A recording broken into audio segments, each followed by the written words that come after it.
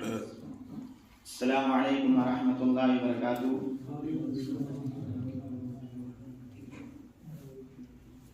الحمد للہ رب العالمین والصلاة والسلام علی رسولہ الکریم، اما بعد، وقال اللہ تعالی: من عمل صالحا من ذکر او انثى وهو مؤمن فلنحيينه حياة طیبة وَلَنَجْزِيَنَّهُمْ أَجْرَهُمْ بِأَحْسَنِ مَا كَانُوا يَعْمَلُونَ۔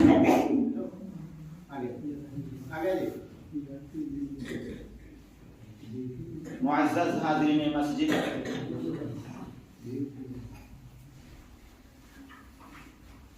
اللہ تبارک و تعالیٰ کا شکر ہے کہ ہمیں اور آپ سب کو ایک بار پھر اس بابرکت مجلس میں جمع ہونے کی توفیق عطا فرمائی۔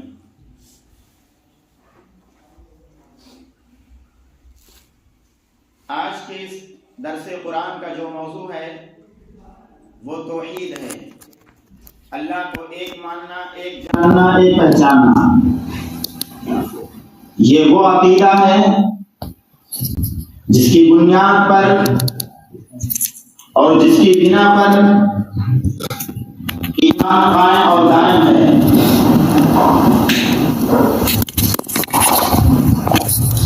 قرآن مجید تبارک و تعالی ارشاد فرمایا: من عمل صالحا من ذکر او انثى وهو مؤمن فلنحيينه حياة طیبة ولنجزينهم اجرهم باحسن ما كانوا يعملون۔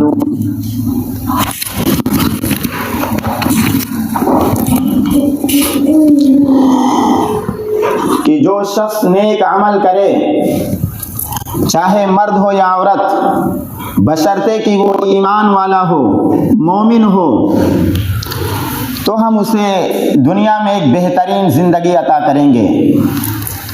فَلَنُحْيِيَنَّهُ حَيَاةً طَيِّبَةً وَلَنَجْزِيَنَّهُمْ أَجْرَهُمْ بِأَحْسَنِ مَا كَانُوا يَعْمَلُونَ، اور ان کے نیک اعمال کا بہتر بدلہ بھی انہیں ضرور دیں گے۔ ایک دوسرے مقام پر اللہ تبارک و تعالیٰ نے ارشاد فرمایا: من عمل صالحا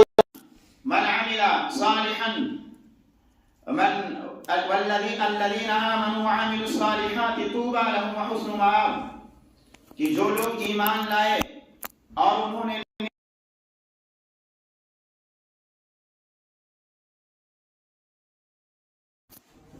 ان دو آیتوں میں اللہ تبارک و تعالیٰ نے ایک وعدہ کیا ہے اور ان نے دو شرطیں لگائی ہیں۔ اگر ہم ان دو شرطوں کو پورا کر دیں تو کوئی وجہ نہیں ہے کہ اللہ تبارک و تعالیٰ ہمیں خوشگوار اور کامیاب زندگی نصیب نہ کرے۔ اور وہ دو شرطیں کیا ہیں؟ ایک یہ کہ وہ ایمان والا ہو، عقیدے توحید پر قائم اور دائم ہو، دوسرے یہ کہ وہ نیک عمل کرنے والا ہو۔ اگر ہم ان دونوں شرطوں کو پورا کر دیں تو کوئی وجہ نہیں ہے کہ اللہ تبارک و تعالی ہمیں اور آپ کو خوشگوار اور کامیاب زندگی نصیب نہ کرے، کیونکہ اللہ تبارک و تعالی اپنے وعدے میں سچا ہے اور وہ وعدہ خلافی نہیں کرتا ہے۔ اللہ نے فرمایا: ان اللہ لا یخلف المیعاد، یقیناً اللہ تبارک و تعالی وعدہ خلافی نہیں کرتا ہے۔ لیکن ہمیں یہ بات معلوم ہونی چاہیے کہ تمام انسانوں کی خیر و بھلائی ایمان اور عمل صالح میں ہی ہے۔ اگر انسان سچا مومن ہو، ایمان کے تقاضوں کو پورا کرنے والا ہو اور دھوکہ دہی بددیانتی سے کام نہ لیتا ہو، حرام ذرائع سے نہ کماتا ہو، تو یقیناً اللہ رب العالمین اسے بہت ہی خوشگوار اور کامیاب زندگی نصیب کرے گا۔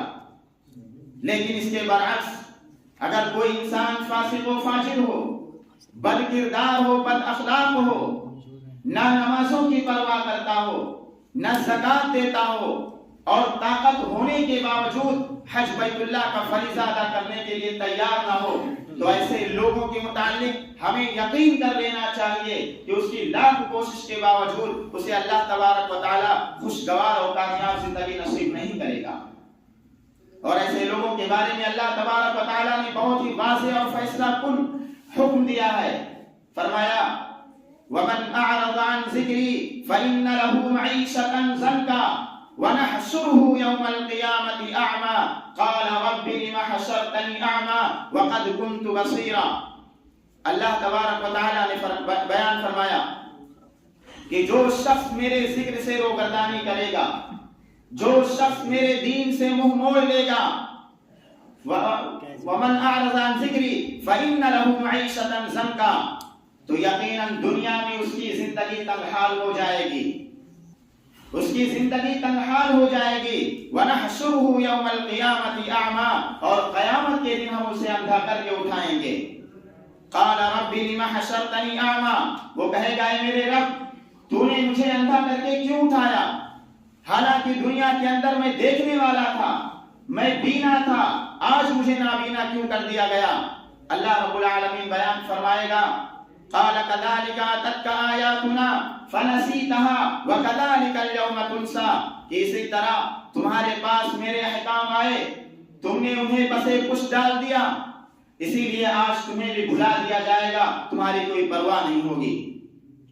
اس آیت کریمہ میں اللہ تبارک و تعالیٰ نے خبردار کیا ہے کہ جو شخص میرے دین سے منہ موڑ لے گا تو قیامت کے دن ہم اسے اندھا کر کے اٹھائیں گے اور دنیا کے اندر اس کی زندگی تنگحال ہو جائے گی، پریشانی کی زندگی وہ گزارے گا، اور جب وہ مجھ سے اس کی وجہ پوچھے گا کہ مجھے آج اندھا کر کے کیوں اٹھایا جا رہا ہے، تو اللہ تبارک و تعالیٰ کہے گا کہ تمہارے پاس میرے احکام آئے، اہل علم نے، علماء نے تمہیں میری آیتیں پڑھ پڑھ کر سنائی، میرے احکام بتائے، لیکن تم نے اسے سنا اور بسے کچھ ڈال کر منمانی کی، جو تمہارے جی میں آیا تم نے وہی کیا، لہذا آج تمہیں بھی بھلا دیا جائے گا، تمہاری کوئی پرواہ نہیں ہوگی۔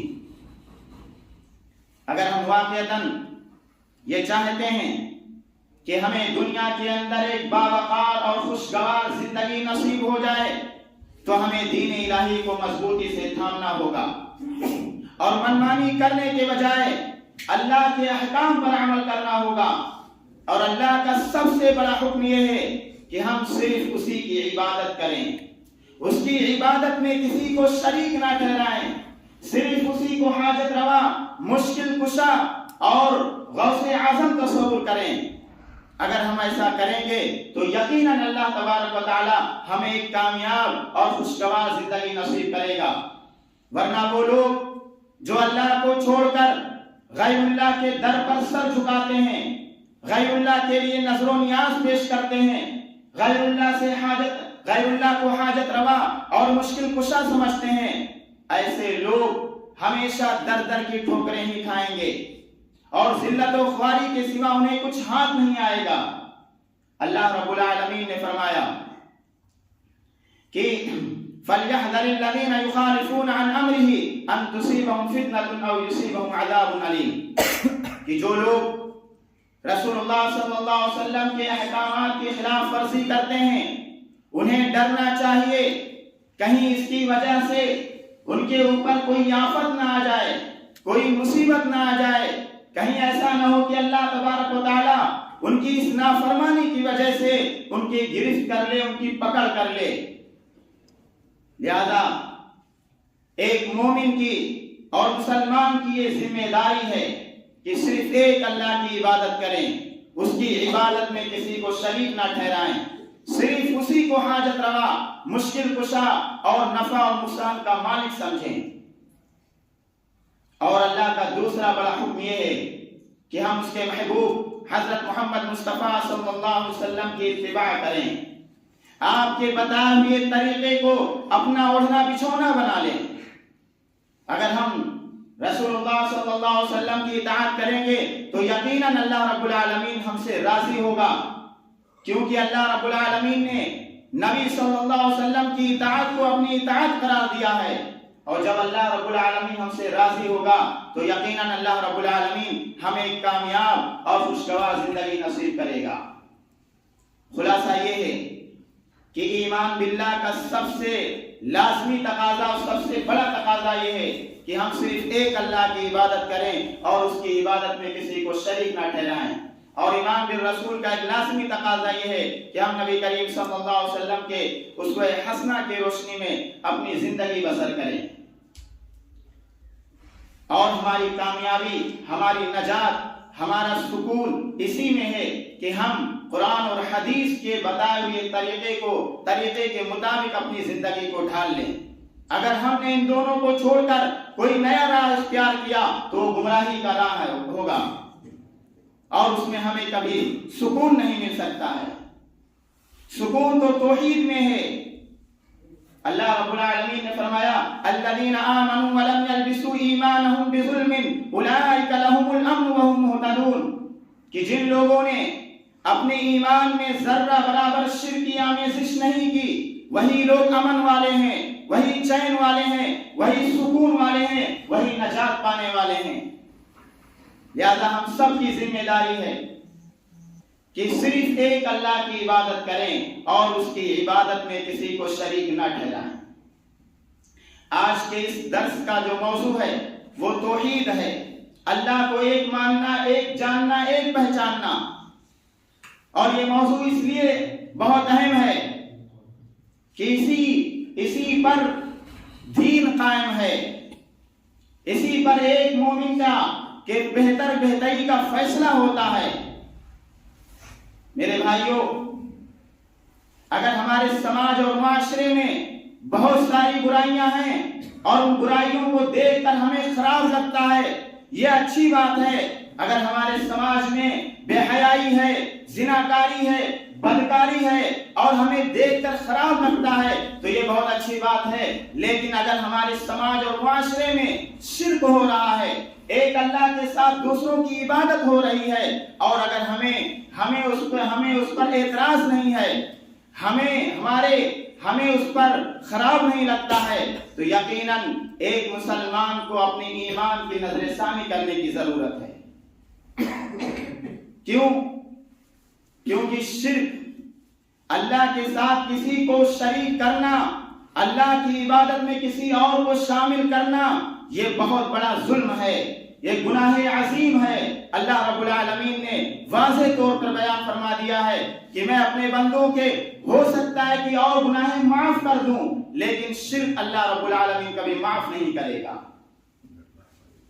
اس لیے ایسی برائیوں سے ہم سب کو بچنا چاہیے، اور اپنے ساتھ ساتھ اپنے گھر والوں کو ایسی برائیوں سے دور رکھنا چاہیے، اور اپنے بچوں کو اپنے گھروں میں توحید کیا ہے، بدعت کیا ہے، شرک کیا ہے، یہ تعلیم اپنے بچوں کو جو بنیادی تعلیم ہے ضرور دلوانا چاہیے، تاکہ ان کا ایمان برقرار رہے، تاکہ وہ صحیح اور سچے مسلمان بن کر اس دنیا سے جائیں۔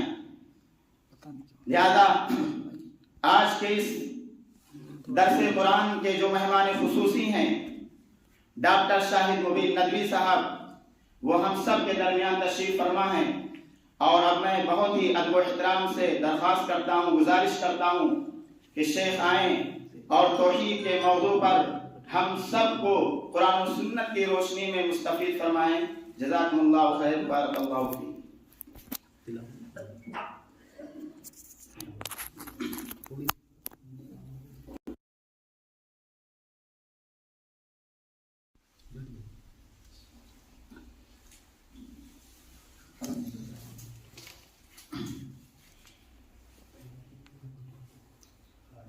معزز سامعین،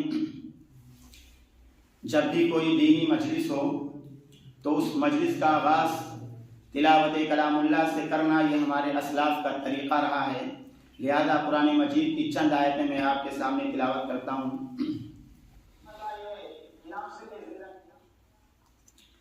اعوذ باللہ من الشیطان الرجیم،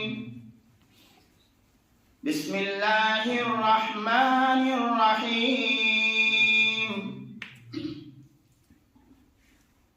والتین والزیتون وطور سینین وهذا البلد الأمین، لقد خلقنا الإنسان في أحسن تقویم، ثم أسفل سافلين إلا الذين آمنوا وعملوا الصالحات فلهم أجر غير ممنون فما يكذبك بعد بالدين أليس الله بأحكم الحاكمين. جزاكم الله خير.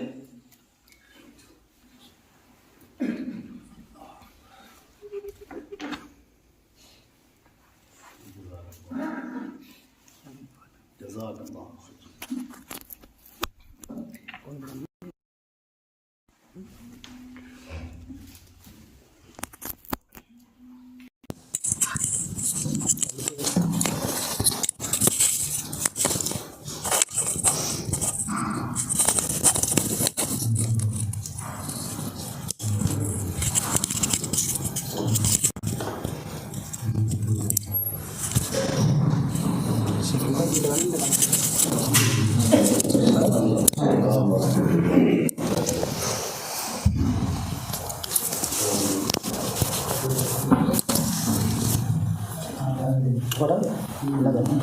اعوذ باللہ من الشیطان الرجیم بسم اللہ الرحمن الرحیم اللہ خالق كل شيء وهو على كل شيء وكيل له مقاليد السماوات والأرض والذين كفروا بآيات الله أولئك هم الخاسرون قل أفغير الله تأمروني أعبد أيها الجاهلون وَلَقَدْ أُوحِيَ إِلَيْكَ وَإِلَى الَّذِينَ مِن قَبْلِكَ لَئِنْ أَشْرَكْتَ لَيَحْبَطَنَّ عَمَلُكَ وَلَتَكُونَنَّ مِنَ الْخَاسِرِينَ بَلِ اللَّهَ فَاعْبُدْ وَكُن مِّنَ الشَّاكِرِينَ وَمَا قَدَرُوا اللَّهَ حَقَّ قَدْرِهِ وَالْأَرْضُ جَمِيعًا قَبْضَتُهُ يَوْمَ الْقِيَامَةِ وَالسَّمَاوَاتُ مَطْوِيَّاتٌ بِيَمِينِهِ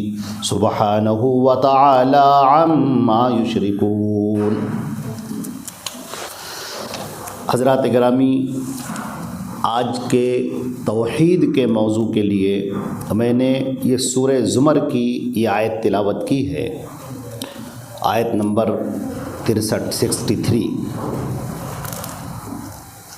عزیزان محترم، یہ بات اچھی طرح سے آپ سمجھ لیں کہ اللہ رب العزت نے جب انسانوں کی تخلیق کا ارادہ فرمایا، انسانوں کو اس زمین پر بھیجنے کا جب ارادہ کیا، تو اللہ نے فرشتوں کو بلایا اور فرشتوں سے کہا، سورہ بقرہ میں اس کا تذکرہ ہے، انی جاعل فی الارض خلیفہ، کہ میں زمین پر ایک مخلوق بنانے والا ہوں جو اس زمین کا خلیفہ ہوگا، یا زمین پر آنے جانے والی نسل ہوگی، نسلاً بعد نسل. تو فرشتوں نے کہا، وہ روئے زمین کو دیکھ رہے تھے کہ یہاں پر اللہ نے پہلے جناتوں کو آباد کیا تھا اور جناتوں کو ایک مخلوق بنا کر دنیا میں بھیجا تھا، اور وہ آپس میں بہت لڑتے تھے، ہمیشہ خوریزی کرتے تھے، فساد برپا کرتے تھے. تو فرشتوں نے بڑی معصومیت سے کہا کہ اے ہمارے پروردگار، نحن نسبح بحمدک ونقدس لک، اے پروردگار ہم تیری تسبیح بیان کرتے ہیں، تیری حمد و ثنا بیان کرتے ہیں. پروردگار ہم تیری تسبیح بیان کرنے والے. گویا کہ وہ یہ کہنا چاہتے تھے کہ پروردگار نئی مخلوق پیدا کرنے کی کیا ضرورت ہے، ہم لوگ تو ہیں، تیری تسبیح بیان کرنے کے لیے پروردگار ہم لوگ کو بھیج دیجئے زمین پر، ہم تیری تسبیح ہر وقت بیان کرتے رہیں گے. جو فرشتوں نے جب یہ بات کہی اللہ سے، تو اب سننے والی بات جو ہے، جس کو اللہ رب العزت نے اپنا جملہ قرآن پاک میں ذکر بھی کیا ہے، فرشتوں سے اللہ نے کہا، انی اعلم ما لا تعلم، اے فرشتوں جو میں جانتا ہوں وہ تم نہیں جانتے. جو میں جانتا ہوں، مقصد کیا ہے، مقصد کیا ہے وہ تم نہیں جانتے. صلاحیتیں ہیں، تمہارے اندر بھی صلاحیتیں ہیں، فرشتوں کے اندر بڑی قوت ہے، انتہائی طاقتور، انتہائی قوت والے۔ اللہ نے جب قوم لوط پر فرشتوں کو مسلط کیا تو انہوں نے اپنے پروں سے پوری بستی اٹھائی اور پھینک دی، اس قدر قوت۔ اور قوم سمود، حضرت صالح علیہ السلام کی قوم، جو پہاڑوں کے اندر پہاڑوں کو تراش تراش کر گھر بناتے تھے اور کہا کرتے تھے من اشد منا قوہ، ہم سے بڑھ کر طاقت میں کون ہے۔ اور جب صالح علیہ السلام ڈراتے تھے کہ اللہ سے ڈرو، اللہ کا عذاب آ جائے گا، تو کہتے تھے عذاب کہاں سے آئے گا، یہ پہاڑ دیکھ رہے ہو، کہیں پہاڑ اڑیں گے کیا، عذاب کہاں سے آئے گا، ہم ان پہاڑوں کے اندر رہنے والے لوگ ہیں، کہاں سے عذاب آئے گا۔ اللہ نے جب عذاب بھیجا ہے تو ایک فرشتہ تھا، ایک فرشتہ جو اس بستی میں جب کھڑا ہوا ہے اس نے چیخ ماری ہے، اس کے چیخ مارنے سے اس قدر آواز پیدا ہوئی ہے، ایسی آواز پیدا ہوئی کہ لوگوں کے بھیجے پھٹ گئے، دل ان کے پھٹ گئے۔ اس کے بعد جب اللہ نے ہوا چلائی ہے، ہوا انتہائی تند ہوا، وہ ہوائیں ان کو لوگوں کو ایسے اٹھاتی تھی اور پہاڑوں پر پٹک پٹک کر مارتی تھی، پٹک پٹک کر مارتی تھی۔ فرمایا اللہ نے کہ جب اللہ کا عذاب آئے گا تو وہاں سے آئے گا جہاں سے تم نے سوچا بھی نہیں ہوگا، تم نے گمان بھی نہیں کیا ہوگا، وہاں سے اللہ کا عذاب آئے گا۔ قوتیں فرشتوں کے اندر بہت قوت والے، طاقت والے، اور عبادت میں تو اللہ نے خود ہی ان کی تعریف کی کہ لا یعصون اللہ ما امرہم، اللہ ان سے جو کہہ دیتا ہے وہ نافرمانی کرتے ہی نہیں ہیں۔ حدیث شریف کے اندر آتا ہے کہ اطت السماء وحق لها ان تئت، یہ آسمان چرچرا اٹھا اور اس کا حق ہے کہ چرچرا جائے۔ پورے آسمان میں ایک انگل بھر، ایک انگشت انگلی کے برابر بھی ایسی جگہ نہیں ہے جہاں پر کوئی فرشتہ سر نہ رکھے ہوئے ہو اللہ کی تسبیح بیان کر رہا ہو۔ اللہ کی تسبیح بیان کرنے والے، اللہ کا ذکر کرنے والے، اللہ کے سامنے عاجزی اختیار کرنے والے بہت ہیں۔ ایک مرتبہ ہمارے نبی صلی اللہ علیہ وسلم نے فرمایا کہ اے لوگو، میرے رب نے فرمایا، میرے اللہ نے فرمایا کہ پوری دنیا کے انسان اور جنات مل کر سب انتہائی متقی ہو جائیں، تمہارے اندر جو سب سے بڑا متقی ہے اسی کی طرح سب ہو جائے تو بھی میری شان میں کوئی اضافہ نہیں ہوگا۔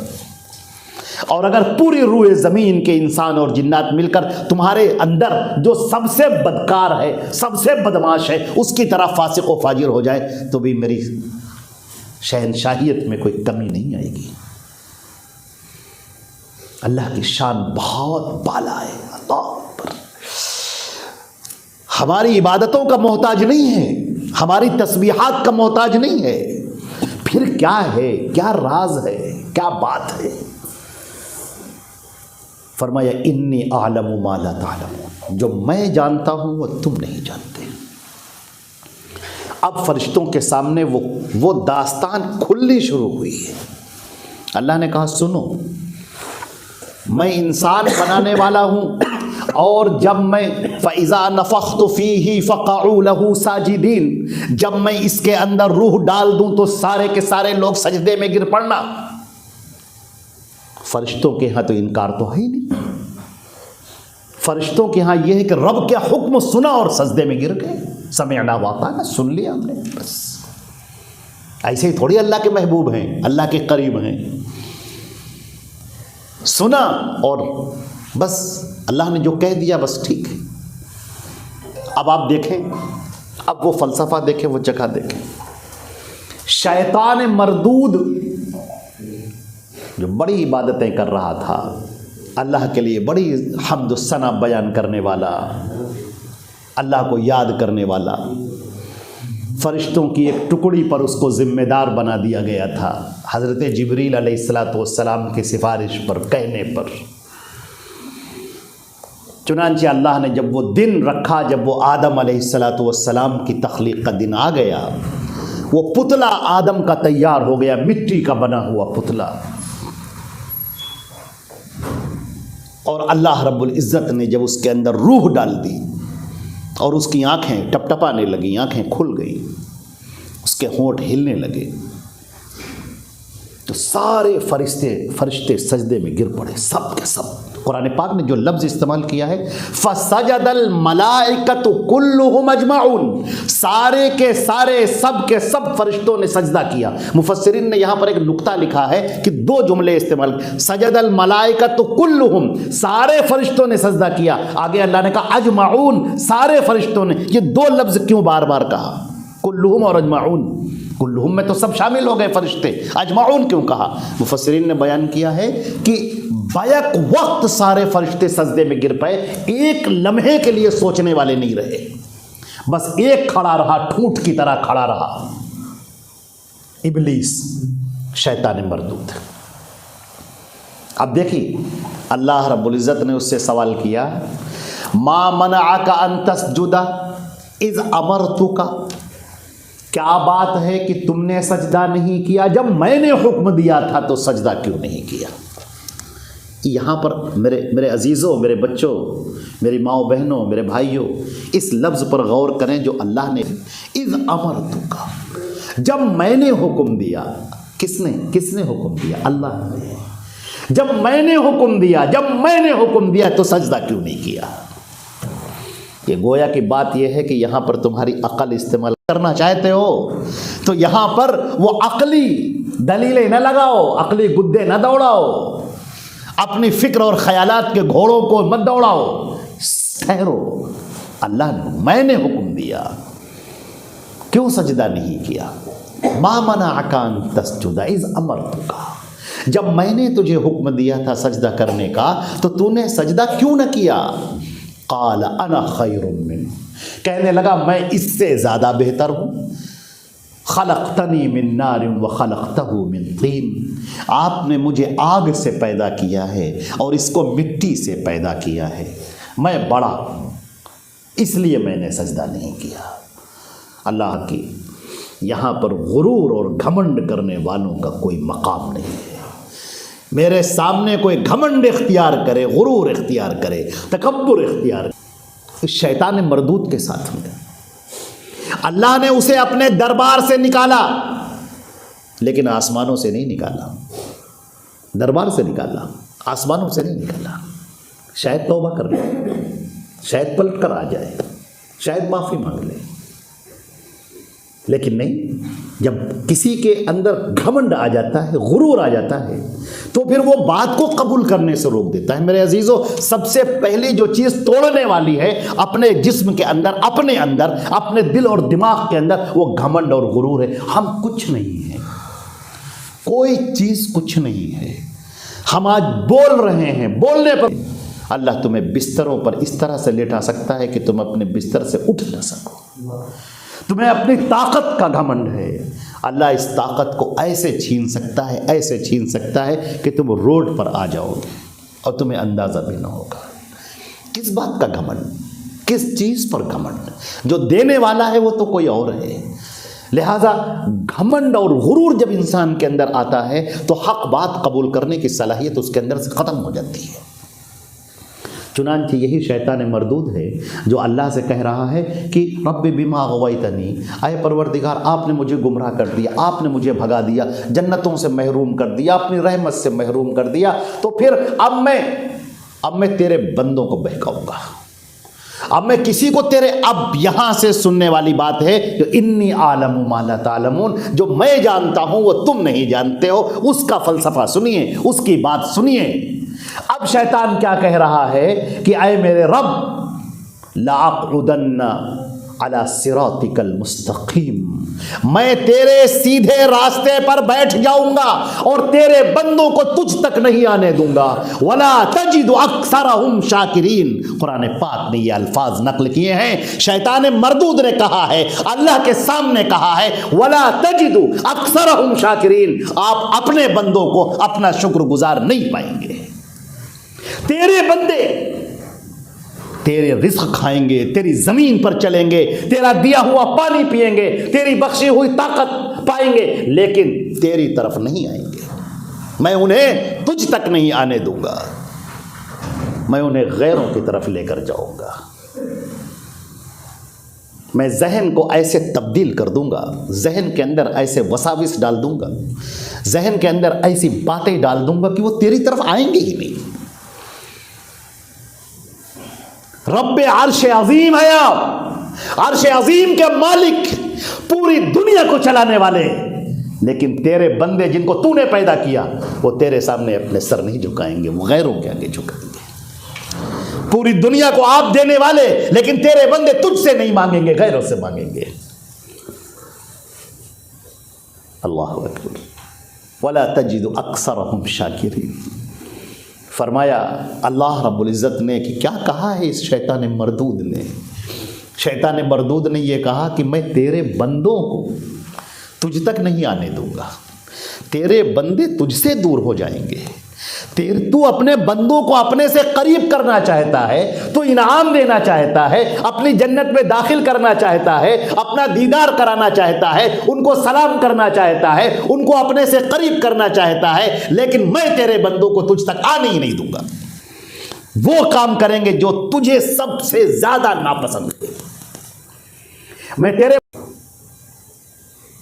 میرے عزیزو، یہ توحید رب العالمین یہ پوری عبادت کی جڑ ہے،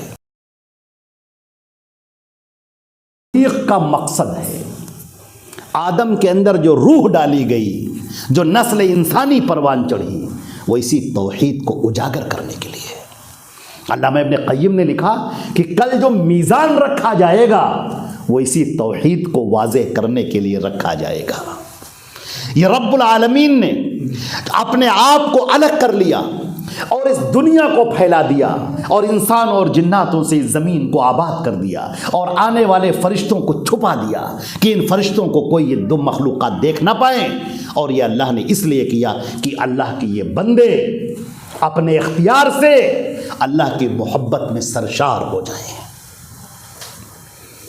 یہ اللہ کے بندے اللہ کو بے قرار ہو کر پکارے، اللہ کو تڑپ کر پکارے۔ جب پوری دنیا سو رہی ہو تو یہ اللہ کی بارگاہ میں اپنی جبین کو رکھ کر سبحان ربی الاعلیٰ کہیں، اللہ کے سامنے جھکیں اور کہیں سبحان ربی العظیم۔ اللہ کی قسم، یہ بندہ جو عبادت کر رہا ہوتا ہے، جو اللہ کی طرف آ رہا ہوتا ہے، جو اللہ کو پکار رہا ہوتا ہے، کیا کہا ہے میرے رب نے، میرے اللہ نے کیا کہا ہے؟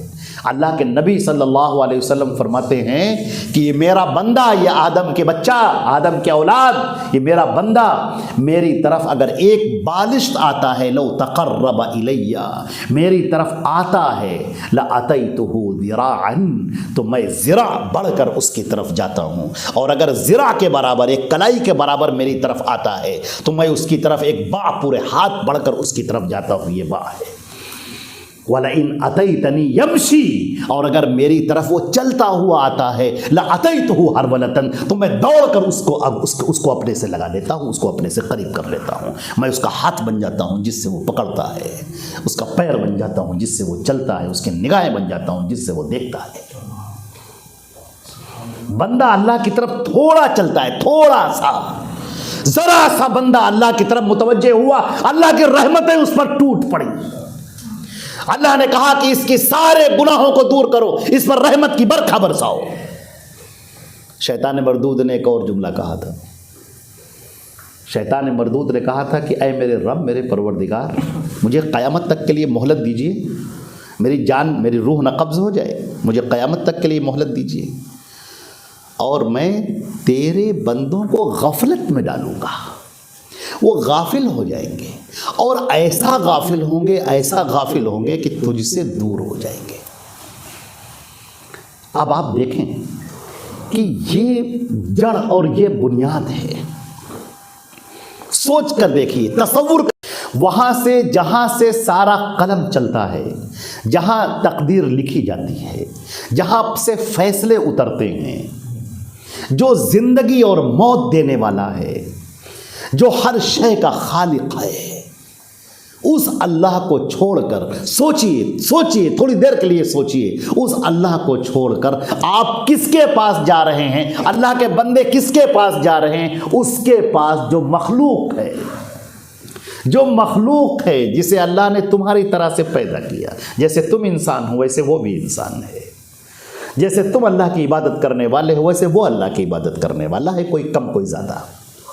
جس طرح تمہارے ساتھ انسانی فطرتیں بشری تقاضے لگے ہوئے ہیں ویسے اس کے ساتھ لگے ہوئے ہیں، لیکن شیطان نے ایسا دماغ گھمایا کہ تم اللہ تک پہنچنا چاہتے ہو تو آؤ ٹھہرو، اللہ تک پہنچنا چاہتے ہو تو یہ ہمارے اولیاء ہیں، پہلے ان کی عبادت میں آ جاؤ، ان کا احترام کرو، ان کا ادب کرو، ان سے محبت کرو، محبت کے نام پر بلایا، آؤ ان سے محبت کرو۔ آپ کہیں ہاں ٹھیک ہے، محبت کرنے میں کیا حرجہ ہے، ٹھیک ہے اللہ کے بندے ہیں ہم تو محبت کرتے ہیں۔ اب محبت جب کرنے کے لیے آگے بڑھے تو اب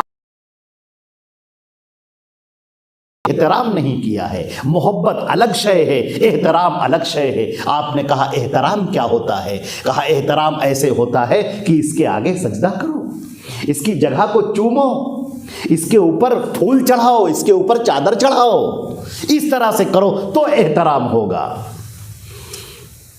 اللہ اکبر۔ تم اللہ رب العزت سے محبت کرتے ہو، اللہ کا احترام کرتے ہو، کیسے کرتے ہو؟ اللہ کے لیے سجدہ کیا تم نے، یہ اللہ کا احترام ہے، اللہ کے لیے اپنی جبین کو زمین پر رکھ دیا اللہ کے لیے۔ اللہ تعالیٰ فرماتا ہے کہ یہ سجدہ میں اسی وقت قبول کروں گا جب کسی دوسرے کے آگے نہ کرنا، میرے ساتھ کسی کو شریک نہ کرنا۔ من عمل عملا، اللہ کے نبی نے فرمایا صلی اللہ علیہ وسلم، من عمل عملا، جس نے کوئی بھی عبادت کی، کوئی بھی عبادت، وَأَشْرَكَ فِيهِ مَعِي غَيْرِي، اور میرے ساتھ دوسرے کو بھی شریک کر دیا، ترکتہ وشرکہ، میں چھوڑ دیتا ہوں اس کو، ایسے شرک کو مجھے نہیں چاہیے، چھوڑ دیتا ہوں میں، میری عبادت کرنے والے بہت ہیں۔ تم نے سجدہ کیا یہاں پر اور پھر ادھر گئے دوسری جگہ بھی سجدہ کرنے لگے، وہاں گئے وہاں بھی سجدہ کرنے لگے۔ اللہ نے کہا کہ تم کو تمہارے دل میں ایک شوق بیدار ہوتا ہے کہ میں اپنے اللہ کے گھر کے پاس جاؤں، اور میرے رب کا جو گھر ہے میں اس کے در کو پکڑ کر چمٹ جاؤں، روؤں، گڑ گڑاؤں، آنسو بہاؤں۔ اللہ نے فرمایا ٹھیک ہے، یہ میرا کعبہ ہے، یہ کعبہ ہے، اس کعبے کے اوپر یہ کپڑا تم نے پہنایا، یہ ادب اور احترام ہے، یہ عبادت ہے، ادب اور احترام ہے۔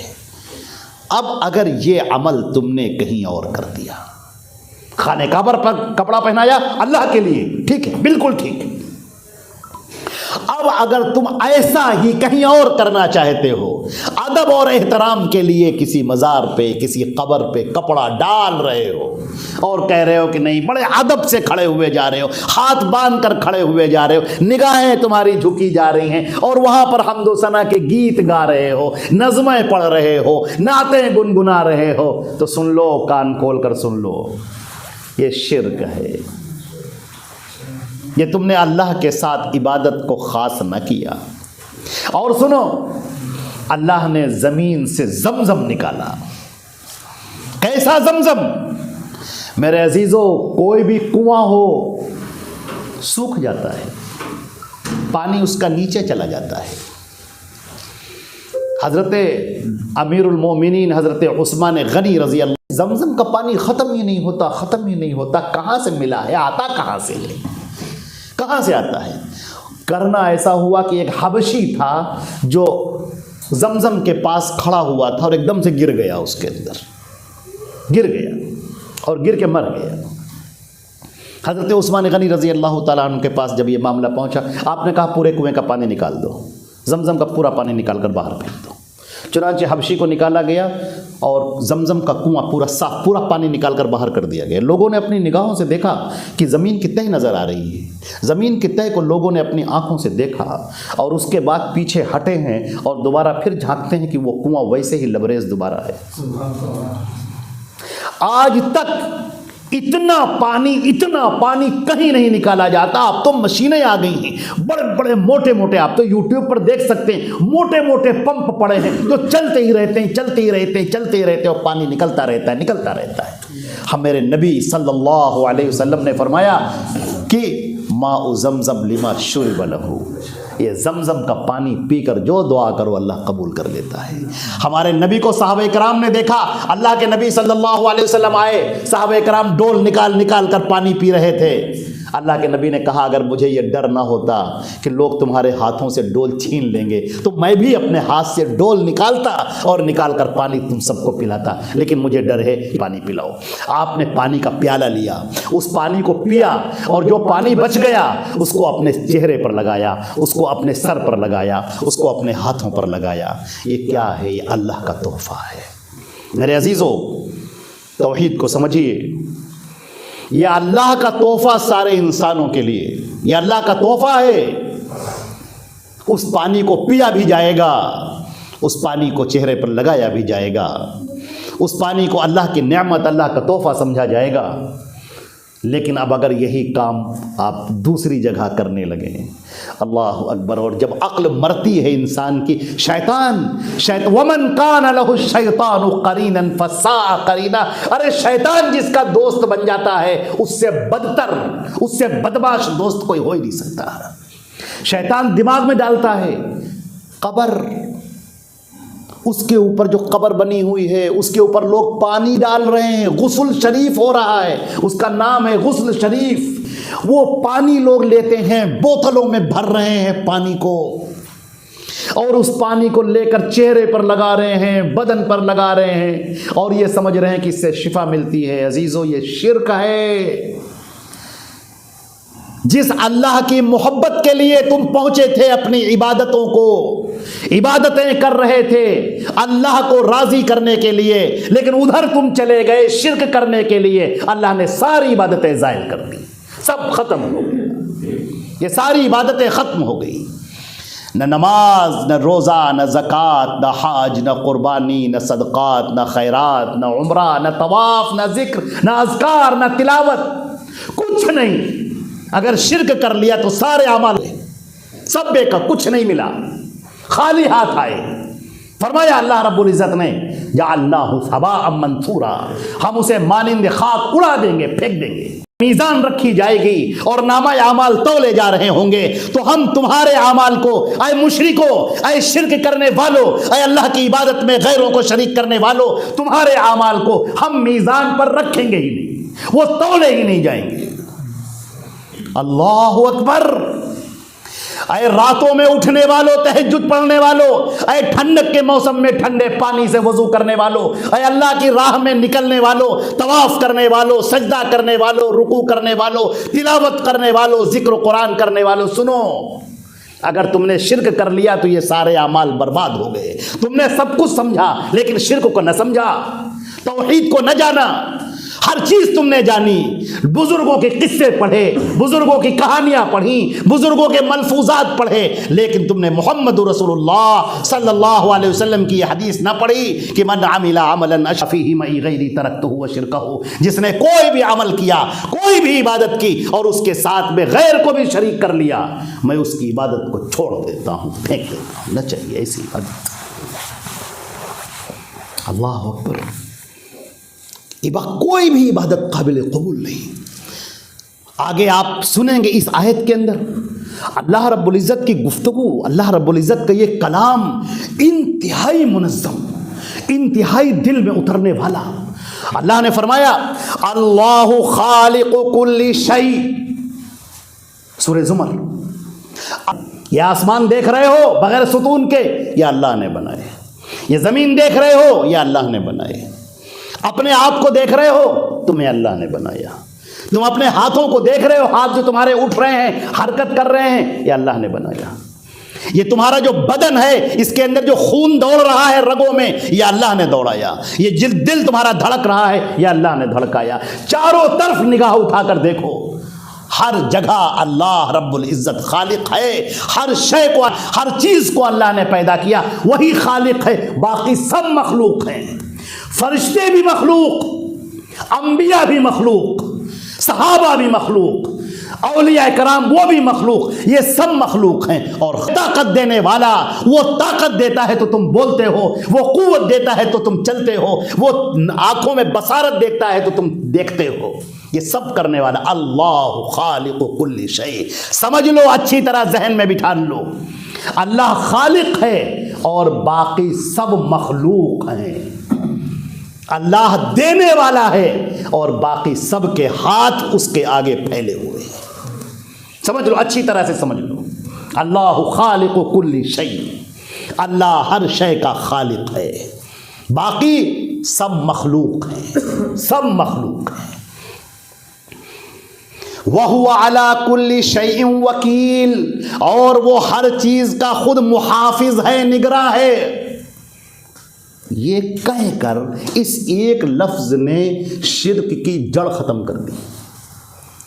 کہتے ہو کہ فلاں نے، اللہ نے فلاں کو طاقت دے دی ہے، فلاں کو اختیار دے دیا ہے، اللہ کے اختیار سے یہ ایسا کرتے ہیں، اللہ کی دی ہوئی طاقت سے ایسا کرتے ہیں.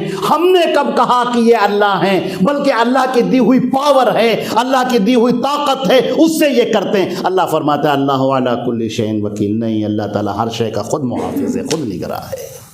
الا لہ الخلق والامر، سن لو، اسی کا کام ہے پیدا کرنا اور اسی کا کام ہے اس پوری دنیا کو چلانا. الحی، وہ زندہ جاوید ہے. القیوم، اور پوری کائنات کے نظام کو وہ خود اکیلا تھامے ہوئے، کوئی دوسرا شریک نہیں. لا شریک لہ، کوئی شریک نہیں، کوئی ہے ہی نہیں. اس کا جو فیصلہ ہوتا ہے اس فیصلے میں کوئی دخل دینے والا نہیں، کوئی رائے دینے والا نہیں، کوئی مشورہ دینے والا نہیں، کوئی کہنے والا نہیں کہ ایسے نہیں ایسے کر لیجئے، یوں نہیں یوں کر لیجئے، کوئی بولنے والا نہیں. من ذا الذی یشفع عندہ الا بإذنہ، کون ہے جو اس کے بارگاہ میں اپنی زبان کھول سکے؟ کانپتے ہیں، تھر تھر کانپتے ہیں فرشتے اس کی بارگاہ میں. جبریل امین جیسے جو طاقتور اور قوی توانا فرشتے ہیں وہ اللہ حتی اذا فزع عن قلوبہم قالوا ماذا قالوا قال ربکم قالوا الحق. اللہ جب ان سے کلام کرتا ہے تو وہ گھبرا جاتے ہیں، تھر تھر آ جاتے ہیں، ان کے ذہن کام نہیں کرتے، تھک جاتے ہیں، بالکل پیروں میں تھر تھراہٹ آ جاتی ہے. یہاں تک کہ اللہ کا جب کلام بند ہوتا ہے تو وہ آپس میں کہتے ہیں کیا کہا رب نے؟ کہا جو کہا ہے برحق کہا ہے. یہ اس کی بارگاہ میں کون ہے جو اس کی بارگاہ میں بولے؟ کون ہے جو اس کی بارگاہ میں اپنی رائے دے اور بولے؟ کسی کی مجال نہیں ہے. ہر شے کا خود نگراں ہے، ہر شے کا خود محافظ ہے. فیصلے وہ کرنے والا ہے، کس کو دینا ہے کس کو نہیں دینا ہے یہ فیصلہ خود اللہ کرنے والا ہے. فرمایا لہو مقالید السماوات والارض، آسمانوں اور زمین کی ساری چابیاں اسی کے پاس ہیں. آسمانوں اور زمین کی ساری کنجیاں، ساری چابیاں صرف اسی کے پاس ہیں، اسی ایک اللہ کے پاس ہیں. سارے معاملات کے. تمہاری دکان نہیں چل رہی ہے، کہاں سے فیصلہ ہوگا؟ اس رب کے پاس سے فیصلہ ہوگا جس نے تمہاری دکان کو چلنے سے منع کر دیا ہے. کھولنے والا بھی وہی ہے. امن یکشف الضر، کون ہے جو تمہاری پریشانیوں کو دور کرتا ہے؟ جب پریشانیاں تم کو آ کر گھیر لیتی ہیں، امن یکشف الضر، کون ہے کون؟ کس کے اندر یہ طاقت ہے کہ اس پریشانی کو دور کر سکے؟ ایک پتے کی یہ مجال نہیں کہ وہ ہل سکے جب تک اللہ اسے اجازت نہ دے. یہ سورج، یہ چاند، یہ سیارے سب گردش میں ہیں. کس کے حکم سے؟ اللہ، خبردار ہو جاؤ، یہ اللہ کا حکم ہے، اسی کے حکم سے چل رہے ہیں. للشمس ينبغي لها ان تدرك القمر ولا الليل سابق النهار وكل في فلك يسبحون. یہ سورج کے مجال نہیں ہے کہ ایک سوٹ کے برابر بھی آگے نکل جائے، یہ چاند کے مجال نہیں کہ اس سے جا کر ٹکرا جائے، ایک سیارہ دوسرے سے ٹکرا جائے، مجال نہیں ہے ان کی. ہر ایک اپنی گردش پر، ہر ایک اپنے محور پر، ہر ایک نظام کے تحت جکڑا ہوا گھوم رہا ہے. ایک سوٹ کے برابر بھی طاقت نہیں ہے. کیا سمجھتے ہو تم یہ پوری کائنات چلانے والا کون؟ تمہاری دکان ذرا سی بند ہو گئی، آتے ہو اس کو آتے ہیں یا حابیل یا قابیل یا حامان یا شیطان اس کے اوپر لکھا جاتا ہے، اور اس کے بعد تم سمجھتے ہو گھر کے اندر خیر و برکت آ گئی. گلے کے اندر تعویذ لٹکائے ہوئے گھوم رہے ہو، کبھی کھول کر دیکھو اس کے اندر کیا کیا لکھا ہوا ہے اس کے اندر. ہم نے تو بہت دیکھے ہیں، اور ابھی جلدی کی بات ہے، ایک ہفتے کے اندر جو میں نے دیکھا ہے، جو بھیجا ایک صاحب نے واٹس ایپ پر باقاعدہ، یا حامان یا قابیل یا فرعون یا شداد یہ لکھا ہوا ہے اس کے اندر. اللہ کے گھر میں بیٹھ کر کہہ رہا ہوں آپ کے سامنے، جب دیکھا میں نے تو رونا آ گیا، اس امت کے اوپر رونا آ گیا. یہ محمد مصطفیٰ صلی اللہ علیہ وسلم کی امت ہے جس کے لیے اللہ کے رسول صلی اللہ علیہ وسلم نے پتھر کھائے، جس کے لیے اللہ کے نبی صلی اللہ علیہ وسلم کے سامنے ببول کے وہ موٹے موٹے نکیلے کانٹے ڈال دیے جاتے تھے کہ آپ رات کے اندھیرے میں جب پیر رکھے تو کانٹے چبھ جائے. آپ پر چاروں طرف سے پتھروں کی بارش کی گئی اور آپ کے سر سے بہتا ہوا خون آپ کے جوتوں کے اندر آ گیا اور وہ پیروں کے اندر لگنے لگا. جوتے بھر گئے خون سے اللہ کے نبی صلی اللہ علیہ وسلم سے اسی توحید کو سکھاتے ہوئے. اور یہ قوم نمازیں پڑھنے والی, روزہ رکھنے والی, ذکر کرنے والی, تسبیح پڑھنے والی, آج حمان, شداد, فرعون, نمرود کا تعویذ بنا کر گلے میں گھوم رہی. اس کے اندر 712, 488, 313 یہ لکھا ہوا ہے. گلے کے اندر تعویذیں پڑی ہوئی, دھاگے پیروں کے اندر دھاگے باندھے جا رہے ہیں. حمل ٹھہرنے کے لیے وہ دھاگے کمر کے اندر دھاگے باندھے جا رہے ہیں. اللہ کے نبی فرماتے ہیں جس نے پھونکا, یہ جو پھونکا اور گرہ باندھی, اس نے شرک کیا. اور یہ شرک کرنے والے ہیں جو کہہ رہے ہیں کہ سورہ رحمان پڑھو. سورہ رحمان کے ایک ایک آیت کو پڑھ پڑھ کر پھونکنے والے, پھونک کر گرہ باندھنے والے. ذرا سوچو تو ذرا, یہ جو گردن میں باندھنے والے, پیٹ میں باندھنے والے, بازو میں باندھنے والے, گھروں کے اندر لٹکانے والے, شرک کرنے والی امت محمدیہ. اللہ کی پناہ, تم نے کچھ نہ جانا. جس نے توحید کو نہ جانا اس نے کچھ نہ جانا. ایک آیت جو سورۃ الفاتحہ کی ہے, الحمدللہ رب العالمین. اللہ کی قسم, جس نے اس آیت کو سمجھ لیا اس نے توحید کو سمجھ لیا. یہ دنیایں دیکھ, یہ دنیا تو ایک دنیا ہے تمہاری, اس جیسی اربوں خربوں دنیا ہیں, نہ معلوم کتنی گیلیکسیز ہیں, نہ معلوم کتنے کلسٹرز ہیں.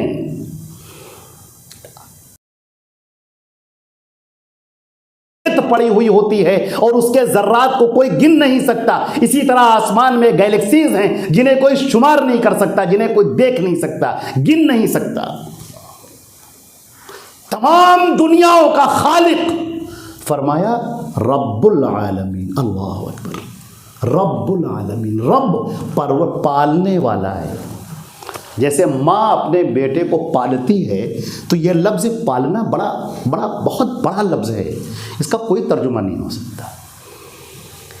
بندے کو کس چیز کی کتنی کب ضرورت ہے وہ اللہ دینے والا ہے. بچہ بھی دنیا میں آیا نہیں اور اس کا دودھ پہلے آ گیا, ماں کے پستان میں اس کا دودھ پہلے آ گیا. اب ٹھہرو, اب ذرا سا ٹھہرو. رب العالمین کی رب العالمین ہی دیکھنا ہے تو ذرا سا دیکھو. یہ بچہ جیسے جیسے بڑھتا جاتا ہے, یہ دودھ ویسے ویسے فلٹر ہوتا جاتا ہے, ویسے اس کے اندر وٹامنس پیدا ہوتے جاتے ہیں. وہ بچہ جو 6 مہینے کا ہے, وہ ماں اگر اس بچے کو دودھ پلا دے جو ابھی 1 دن کا ہے, وہ پلٹی کر دے گا, ہضم نہیں ہوگا, وہ تو ہضم نہیں ہوگا اس کا. 6 مہینے کے بچے کو جن وٹامنس کی ضرورت ہے وہ ماں کے. لا یعزب عنہ مثقال ذرۃ فی السماوات ولا فی الارض. آسمان میں ہو یا زمین میں ہو, ایک شے بھی اس کی نگاہوں سے پوشیدہ نہیں. هو علیم بذات الصدور. دلوں کے اندر کے بھیدوں کو اور رازوں کو وہ جاننے والا ہے. کوئی شے اس سے پوشیدہ نہیں. اس اللہ اکبر. ابھی آگے سنیے گفتگو. آسمان و زمین کی تمام چابیاں اسی کے پاس ہیں. والذین کفروا بآیات اللہ. اور وہ لوگ جو اللہ سے دور جا کے اپنا نقصان کر رہے ہو. اللہ تمہیں دینا چاہتا ہے, تم اللہ سے بھاگ رہے ہو, کہاں بھاگ کر جاؤ گے. حضرت داؤد علیہ السلام کی دعاؤں میں سے ایک یہ بھی شامل ہے کہ اے میرے رب, میں نے گناہ کیا ہے, اے میرے رب میں کہاں جاؤں, میں کہاں بھاگ جاؤں. اگر میں آسمانوں کی طرف اڑتا ہوں تو تیری قدرت, تیری طاقت مجھے کھینچ لے گی. اگر میں سمندروں کی پنہائیوں میں جاتا ہوں تو تیری طاقت مجھے پکڑ کر کھینچ لے گی. میں زمین میں بھٹکتا ہوں تو تیری طاقت مجھے پکڑ کر اپنی طرف کھینچ لے گی. میرے رب میں جاؤں تو کہاں جاؤں, صرف ایک تیرا ہی در ہے, تیرا ہی سہارا ہے. اے میرے رب میری غلطیوں کو معاف فرما. اللہ نے فرمایا اللہ کے غیر کی تم عبادت کرنے کی مجھے کہتے ہو, اے نبی آپ یہ کہیے ان کفار سے، ان مشرکین سے، شیطان نے جن کے دماغوں میں اپنا گھونسلہ بنا رکھا ہے، شیطان نے جن کے دماغوں میں وسوسے ڈال رکھے ہیں، شیطان جن کو بہکا رہا ہے، شیطان جن کو گمراہ کر رہا ہے، یہ لوگ کیا کہتے ہیں؟ اے نبی آپ کہیے ان سے کہ تم اللہ کے علاوہ غیر کی عبادت کرنے کی مجھے دعوت دیتے ہو۔ ایھا الجاہلون، اے جاہلو سنو، وَلَقَدْ أُوحِيَ اب یہ لفظ ہے، اللہ اکبر، یہ لفظ ایسا ہے جو اس پورے قرآن پاک کے اندر آپ جہاں پر غور فرماتے چلے جائیں، یہ ایسی آیت ہے کہ لوگوں کے رونگٹے کھڑے ہو جائیں۔ فرمایا یہ پوری بات ہو رہی ہے، اللہ نے اپنی طاقت کا اظہار کیا، قوت کے بارے میں بتایا، اور پھر کہا کہ جاہلو، اے نبی تم کہو کہ اے جاہلو کیا میں اللہ کو چھوڑ کر غیروں کی عبادت کروں؟ اس کے بعد وَلَقَدْ أُوحِيَ إِلَيْكَ، اور اب آپ سے کہا جا رہا ہے، آپ کی طرف وحی کی جا رہی ہے، وَإِلَى الَّذِينَ مِن قَبْلِكَ، اور آپ سے پہلے جو نبی گزرے ہیں سب کی طرف وحی کی گئی ہے، لَإِنْ أَشْرَكْتَ لَيَحْبَطَنَّ عَمَلُكَ، اگر تم نے شرک کیا تو تمہارے بھی سارے عمل برباد ہو جائیں گے، سارے عمل ختم ہو جائیں گے۔ اللہ اکبر، ارے کس سے کہا جا رہا ہے؟ ابراہیم، موسیٰ، نوح، عیسیٰ، یعقوب، داؤد، سلیمان، لوط، صالح، یہ بڑے بڑے پیغمبر جنہوں نے زندگیاں کھپا دی پوری، اور اللہ کے نبی جو سید الاولین والآخرین، سید المرسلین ہیں، جنہیں اللہ نے معراج پر بلایا اور کلام سے شرف یاب فرمایا، نمازوں کا تحفہ دیا۔ اللہ فرماتا ہے کہ اے محمد تم سنو اور سارے پیغمبروں کے بارے میں اصول سنو، کوئی بھی ان میں سے شرک کرتا اس کے سارے عمل برباد ہو جاتے، سارے عمل برباد ہو جاتے۔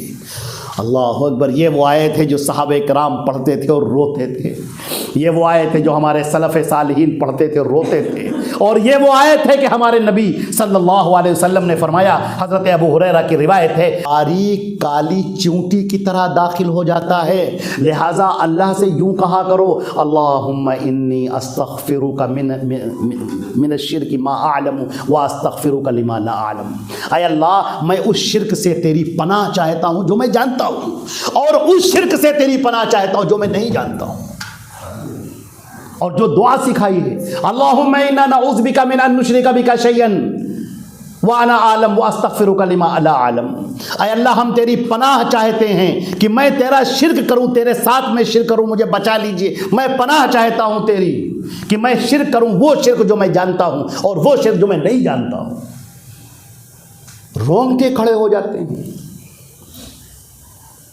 کہ پروردگار یہ شرک اتنا بڑا گناہ، ہم تو سمجھتے تھے کچھ نہیں، سجدہ کر لیا تو کیا ہو گیا، ہم نے سمجھا غیر اللہ کو آواز دے دی تو کیا ہو گیا، اگر ہم نے یہ کہا کہ یا محمد بھر دو جھولی میری یا محمد، اگر میں نے کہہ دیا تو کیا ہو گیا، اگر تم نے سوچا اگر وہ مزار میں سجدہ کر لیا تو کیا ہو گیا، ارے اللہ کے لیے تو محبت ہے ہی ہے، اللہ کے لیے تو ہم روزے رکھ ہی رہے ہیں، نماز پڑھ ہی رہے ہیں، اگر ولی کے احترام میں، بزرگ کے احترام میں سجدہ کر لیا تو کیا ہو گیا۔ قیامت آ گئی، زمین پھٹ گئی، آسمان پھٹ گیا، اتنا بڑا گناہ ہے، اتنا بڑا گناہ۔ اللہ کے نبی صلی اللہ علیہ وسلم سے پوچھا گیا کہ اس کائنات کا سب سے بڑا گناہ یاد ہے آپ کو؟ وَلَا تَجِدُ أَكْثَرَهُمْ شَاكِرِينَ، اے میرے رب، اے میرے اللہ، آپ نے مجھے بھگا دیا، اپنی نعمتوں سے دور کر دیا، اپنی جنتوں سے نکال دیا، لعنت کا طوق میرے گلے میں ڈال دیا، اب میں تیرے بندوں کو تیری طرف نہ آنے دوں گا، اب میں تیرے بندوں کو تجھ سے دور کروں گا، وہ کام کریں گے جس پر تو غضبناک ہوتا ہے، جس پر تو لعنت بھیجتا ہے، جس کے لیے تو نے جنت کو حرام کر دیا ہے، میں تیرے بندوں سے وہ کام کرواؤں گا۔ آج کتنے ایسے لوگ ہیں جو اللہ رب العزت کی عبادتیں کرتے ہیں، نماز بھی پڑھتے ہیں، روزہ بھی رکھتے ہیں، لیکن غیر اللہ کو پکارتے ہیں۔ جب دعا کرتے ہیں تو کیسے کرتے ہیں؟ اے اللہ فلاں فلاں کے صدقہ و طفیل میں قبول فرما لے، دعا عبادت ہے. دعا کیا ہے؟ دعا مخل عبادت. اللہ کے نبی صلی اللہ علیہ وسلم نے دعا کو عبادت کی جڑ کہا ہے. ساری عبادتوں کا گودا مغز جیسے انسان ہے اور انسان کے بدن میں سر کے اوپر دماغ ہے، دماغ جو گودا ہوتا ہے یہ سب سے مین ہے، سب سے اصل ہے. اسی طرح ساری عبادتیں شکلیں الگ الگ ہیں لیکن جڑ ان کی دعا ہے. دعا عبادت ہے. اور تم نے پوری نماز پڑھ لی، سورہ فاتحہ پڑھ لی، تلاوت کر لی، رکوع کر لیا، سجدہ کر لیا، تحیات پڑھ لیا، سب کچھ کر لیا. اب آؤ، اب روکو، ٹھہرو. تم سے شیطان وہ کام کرا رہا ہے کہ شرک کرائے گا اور تم شرک کرنے کی چال. یہ ہے شیطان کا حربہ کہ وہ تم سے ایسا شرک کرائے، شرک کو بہت چھوٹا سمجھ کر تمہارے دماغ میں ڈال دے. ارے اس میں کیا حرجہ ہے، اس کو کر لیا تو کیا حرجہ ہے، ان کو بلا لیا تو کیا حرجہ ہے. تم دعائیں کرو، کہو فلاں کے صدقہ و طفیل میں قبول فرما لے، حضرات حسنین کے صدقہ و طفیل میں قبول فرما لے، شہدائے کربلا کے صدقہ و طفیل میں، اور اصحاب بدر کے صدقہ و طفیل میں، اصحاب حنین کے صدقہ و طفیل میں قبول فرما لے. پھر اور آگے بڑھ کر سید فلاں کے نظام الدین اولیاء کے صدقہ طفیل میں، اور بختیار کاکی کے صدقہ طفیل میں، اور پھر اولیاء کے صدقہ طفیل اور شہداء کے نہ معلوم. ذرا سوچو ہمارے نبی نے جو دعائیں کی ہیں، جو دعائیں سکھائی ہیں، جو حدیثوں کی کتابوں میں صحابہ نے نوٹ کی ہیں، اور جو زور سے دعائیں پڑھ کے سنائیں اللہ کے نبی صلی اللہ علیہ وسلم نے، کہیں تم نے اس میں دیکھا کہ اللہ کے نبی نے حوالہ دیا ہو کہ ابراہیم کے واسطے سے قبول کر لے، میکائیل کے، جبریل کے واسطے سے قبول کر لے. اسماعیل کی بڑی قربانیاں ہیں، اللہ کے لیے اپنے آپ کو قربان کرنے کے لیے کھڑے ہو گئے. اے اللہ اسماعیل کے صدقہ و طفیل میں قبول کر لے. ابراہیم کا خلیل اللہ بڑا رتبہ ہے، چھری اپنے بیٹے کے مانوں کے اندر بھی آپ کو ملے گی، عام طور سے ملے گی. اس کو پرموٹ کیا جا رہا ہے، اس کو پھیلایا جا رہا ہے. تمہاری قسم، ماں کی قسم، میرے بچوں کی قسم، میرے دادا کی قسم، میرے بیٹے کی قسم، اچھا کھاؤ ماں کی قسم، اچھا یوں کرو قسم. آپ نے فرمایا اللہ کے علاوہ اگر کسی اور نے کسی اور کی قسم کھا لی فقد اشرک، اس نے شرک کیا. قسم یہ اللہ نے کھائی ہے، اللہ کے لیے کھائی جا رہی ہے. ہمارے نبی اللہ کے لیے قسم کھا رہے ہیں اور تم نے غیر کو شریک کر دیا اس قسم میں. ارے توحید کی عظمت سمجھنی تو تھوڑی دیر کے لیے ایک نبی صلی اللہ علیہ وسلم کے سامنے ایک صحابی کھڑے ہوتے ہیں. ایک صاحب تھے بیچارے، آئے تھے کہیں سے تقریر کرنے کے لیے، کہنے لگے اللہ کے رسول ہم کچھ کہنا چاہتے ہیں، ہم بھی کچھ دین کی بات پیش کریں. آپ نے فرمایا ہاں کرو. دیکھیے اللہ کے نبی صلی اللہ علیہ وسلم کیسے زندگی کے اندر روشنی فراہم کرتا ہے. وہ صاحب کھڑے ہوئے کہنے لگے ماشاء اللہ و رسول، جو اللہ چاہے اس کا رسول. آپ نے اجعلتنی للہ ندا کر دیا. ماشاء وحدہ، یوں کہو بلکہ تنہا اکیلا اللہ جو چاہے. اللہ میرے عزیزو، اس کائنات کی غرض و غایت عالم ما لا تعلمون ہے کہ جو اے فرشتوں جو میں جانتا ہوں وہ تم. یہ جو بندے ہیں میرے، انہوں نے مجھے دیکھا نہیں ہے لیکن میری محبت میں سرشار ہیں، یہ مجھے پکارتے ہیں. اللہ کے نبی نے فرمایا جب کوئی کہتا ہے سبحان اللہ، الحمدللہ، اللہ اکبر، تو معلوم ہے کہ یہ پرندوں کی شکل میں یہ تمہاری تسبیحات اللہ کے عرش کے پاس اللہ کا طواف کرتی ہیں. اے اللہ تو ہی دینے والا ہے، اے اللہ تو ہی قوت والا ہے، اے اللہ تو نے مجھے بنایا ہے، اس پوری کائنات کو بنایا ہے. اے اللہ تیرے علاوہ کون فیصلہ کر سکتا ہے؟ اے اللہ تیرا جو فیصلہ ہے بس تیرا ہی فیصلہ ہے. اے میرے رب میرے لیے خیر کے فیصلے کر دے. اے میرے رب میرا کاروبار ٹھپ ہو گیا ہے، میرے گناہوں کی وجہ سے ٹھپ ہو گیا ہے. اے پروردگار فراخی عطا فرما دے. اے اللہ میرے اوپر مصیبت آ گئی ہے، میں بیمار ہو گیا ہوں، میں پریشان ہو گیا ہوں. اے اللہ یہ میرے گناہوں میں سے ہے، میں جانتا ہوں کہ میں نے تیرے لیے گناہ کیے ہیں، چھپ کر گناہ کیے، ظاہر گناہ کیے، دن میں گناہ کیے، رات میں گناہ کیے. اے اللہ ان گناہوں کی وجہ سے میں پریشان ہوں. اے اللہ کو معاف کر دے. اے اللہ تیرے علاوہ کون معاف کرنے والا ہے؟ اے اللہ تیرے علاوہ کون رزق دینے والا ہے؟ اے اللہ تیرے علاوہ کون فیصلے کرنے والا ہے؟ اے اللہ کوئی بڑا نہیں ہے، بڑے تو صرف آپ ہیں. اے اللہ کی کوئی طاقت نہیں، طاقت تو صرف آپ کی ہے. اے اللہ جو آپ فیصلہ کر اس نے سمجھ لیا الحمدللہ رب العالمین، تمام تعریفیں اس اللہ کے لیے ہیں، اس اللہ کے لیے جو رب ہے، جو پالنے والا ہے، پرورش کرنے والا ہے، تمہاری فکر کرنے والا ہے، تمہیں دینے والا ہے، تمہیں کس چیز کی ضرورت ہے، تمہارے آنکھ سے آنسو بہ رہے ہیں، تمہارا دل تڑپ رہا ہے، تم بے چین ہو رہے ہو، تمہارے اوپر فکر سوار ہیں، تم پریشانی کا شکار ہو، اللہ سب دیکھ رہا ہے، اللہ سب جان رہا ہے۔ وہ تو پوری کائنات کا رب ہے، نہ معلوم کتنی دنیایں ہیں، کتنی مخلوقات ہیں، سب کو دیکھنے والا ہے، سب کو عطا کرنے والا ہے، وہ رب ہے اور اس کے علاوہ کوئی نہیں ہے۔ رب العالمین ہے وہ، جس نے اس ایک ٹکڑے کو سمجھ لیا، اس ایک جملے کو جس نے سمجھ لیا، اس نے اللہ وہی تو ہے جو ہمارا معبود ہے، وہی تو ہے جو سچا معبود ہے۔ سر وہیں جھکنے چاہیے، عبادتیں اسی کی ہونی چاہیے، ہاتھ اسی کے آگے پھیلنے چاہیے، دعائیں اسی سے دعائیں مانگنا ہے، اور اسی کا نام جپنا ہے، اسی کا نام بولنا ہے، اسی کی تسبیح بیان کرنی ہے، اسی کا ذکر کرنا ہے، اسی کے کلام کی تلاوت کرنی ہے، اسی کے بھیجے ہوئے رسول کی اطاعت کرنی ہے اور ان سے محبت کرنی ہے، اور اس رسول سے محبت کرنے والوں سے محبت کرنی ہے، اس رسول کے اوپر جنہوں نے اپنا سب کچھ قربان دیا، حضرات صحابہ، ان سے محبت کرنی ہے۔